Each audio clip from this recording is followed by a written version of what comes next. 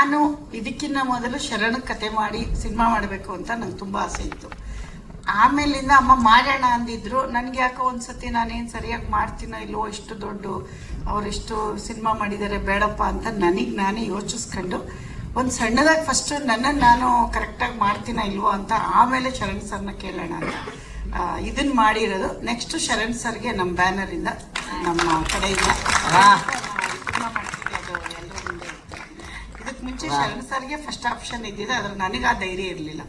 ಅವರು ನಾನು ಯಾವಾಗಲೂ ಅವ್ರದ್ದು ನಾನು ರೇಂಬೋ ಬಂದಾಗೆಲ್ಲ ಎಷ್ಟು ಹೇಳ್ತಿದ್ದ, ಏನಮ್ಮ ನೀನು ನನ್ನ ಸಿನಿಮಾ ನೋಡಲ್ಲ, ಹೋಗಿ ಶರಣ್ ಸರ್. ಇಲ್ಲ ನನ್ನ ಶರಣ್ ಸರ್ ಇಲ್ಲಿ ಕೂತಿದ್ದಾರೆ ನೋಡಿ, ಇವರು ತುಂಬ ದೊಡ್ಡ ಫ್ಯಾನು ಶರಣ್ ಸರ್ದು ಮತ್ತು NS ರಾವ್ ಅವ್ರದ್ದೆಲ್ಲ ಕಾಮಿಡಿಯನ್ನು ತುಂಬ ನೋಡ್ತಾರೆ. ಹಂಗಾಗಿ ಶರಣ್ಗೆ ನಾನು ಮಾಡಬೇಕಾದ್ರೆ ಸ್ವಲ್ಪ ನನಗೆ ಧೈರ್ಯ ಬೇಕಿತ್ತು. ಹಂಗಾಗಿ ನಾನು ಫಸ್ಟು ಶರಣ್ ಅವ್ರಿಗೆ ಮಾಡಲಿಲ್ಲ, ಅದು ರಾಜಗೂ ಗೊತ್ತು. ಹಂಗಾಗಿ ನಾವು 2ನೇ ಸಿನಿಮಾ ಶರಣ್ ಸರ್ಗೆ ಅಂತ ಈ ಸ್ಟೇಜಲ್ಲಿ ಹೇಳಕ್ಕೆ ಇಷ್ಟ.